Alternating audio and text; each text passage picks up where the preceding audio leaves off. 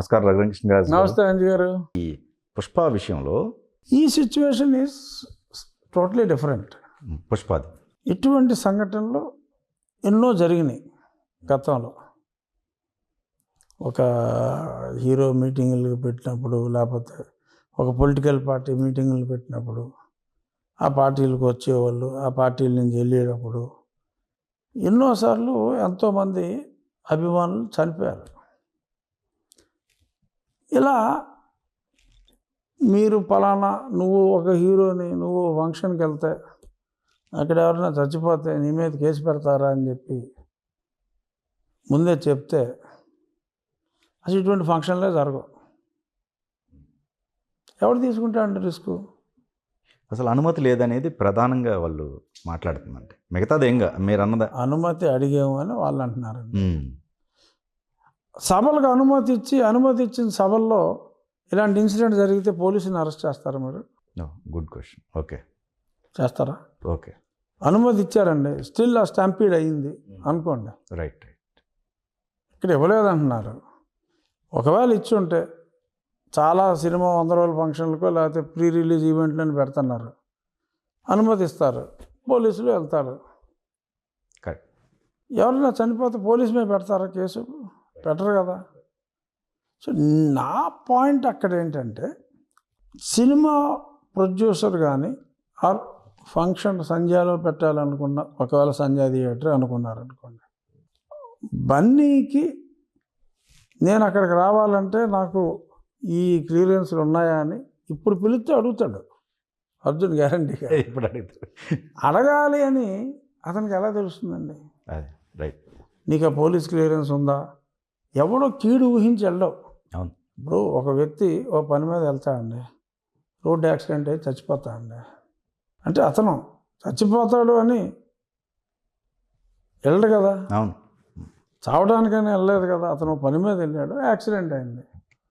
So Bunny ఒక ఫంక్షన్కి పిలిచినప్పుడు అక్కడ ఎవడన్నా చచ్చిపోతాడేమోరా అన్న ఆలోచన వస్తే అతను వెళ్ళలేడు. అటువంటి ఆలోచన రాదు, జనరల్గా రాదు. ఏదో సినిమాకి వెళ్ళాం వస్తాం అనుకుంటాడు తప్ప, ఏదో 10 మందికి మనం కనపడితే పీపుల్ విల్ ఫీల్ హ్యాపీ, సినిమాకి కూడా హైప్ అని అనుకుంటారు. అందుకనే కదా ఈ సినిమా థియేటర్లు తిప్పుతారు కదా. సినిమా ఆడకపోయినా కూడా విజయోత్సవ సభను తిప్పుతారు కదా. ఇవాళ ఈ హాల్లోకి వస్తారు, ఇవాళ ఈ హాల్లోకి వస్తారని. అన్ని హాల్లోకి వస్తే అన్ని హాల్ దగ్గర పోలీసులు బందోబస్తు, అన్ని హాల్లో పర్మిషన్ తీసుకుంటారు నాకు తెలీదు. ఒక్కొక్కసారి aberration is an aberration. But చట్టం ప్రకారం మరి చట్టంలో ఏ ఉన్నట్టున్నాయి. సో మరి దాని ప్రకారం రేవంత్ రెడ్డి గారు యాక్షన్ తీసుకున్నారు. సో నేను అక్కడ రియాక్ట్ అయింది ఏంటంటే, వై ఆన్ ఏ ఫ్రైడే? ఇప్పుడు అరెస్ట్ చేసే హక్కు మీకు ఎలా ఉందో కోర్టుకు వెళ్ళే హక్కు అతనికి ఉంది.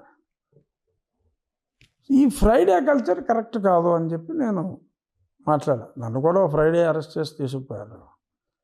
బట్ స్టిల్ నేను ఏదో దేవుడి దేవాలన బయటికి రాగలిగా ఇమ్మీడియట్గా. ఈలోపు చావుదాపులు తినేసాను అనుకోండి, అది వేరే విషయం. తీసుకెళ్ళిన రోజే బాధేశారు. బట్ గురువారం అరెస్ట్ చేసి ఉండొచ్చు మనకు ఒక రోజు ముందు. సో అది కరెక్ట్ కాదు. ఇవన్నీ ముఖ్యమంత్రి గారు తెలియకుండానే జరిగి ఉండొచ్చు.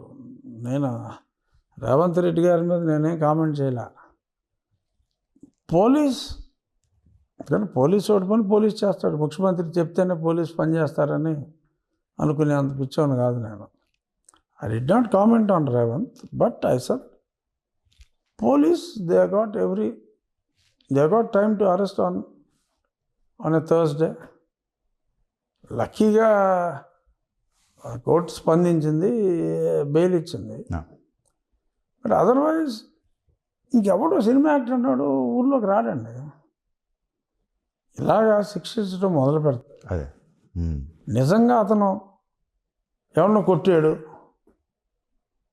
ఆడ చెంప దెబ్బతలు చచ్చిపోయాడు అనుకోండి, చేయి జైల్లో పెట్టు, 7 ఏళ్ళు అయ్యి హత్య నేరం కింద వేసేయి, తప్పులేదు. అతను ఎక్కడో బాల్కనీలో ఉన్నాడు, ఆ కింద ఎందుకు జరిగిందో తొక్కేసలాట జరిగింది. ఈ కింద నుంచి ఆ బాల్కనీలో ఉన్నాడు కనపడతాడో లేదో కూడా మనకు తెలియదు. బట్ మొరల్ రెస్పాన్సిబిలిటీ అతను ఫీల్ అయ్యి తప్పు జరిగిందని చెప్పి అపాలజీ చెప్పాడు. ఆ ఫ్యామిలీకి డబ్బులు కూడా అర్జున్ ఇచ్చాడు.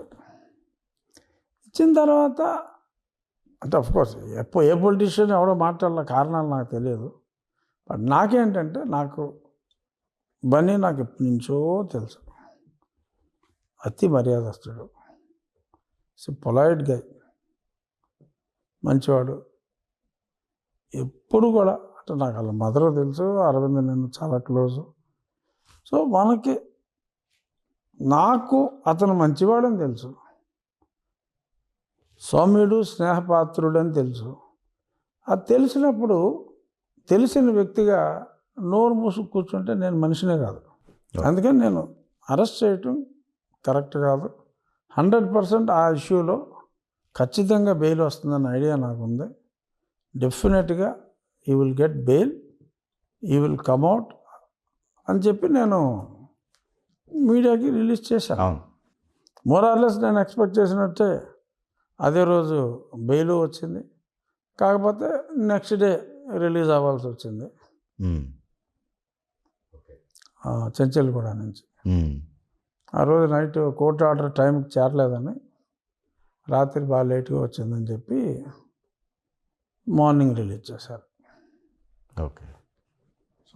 సో యాజ్ నాకు తెలిసిన వ్యక్తి అతను ఏ తప్పు చేయలేదు కాబట్టి నేను నా అభిప్రాయాన్ని నేను ఓపెన్గానే, రాజకీయాలకు సంబంధం లేదు, వాళ్ళ ఫ్యామిలీకి నేను బాగా తెలిసిన వాడిగా, నాకు రావలింగ గారు కూడా బాగా క్లోజ్.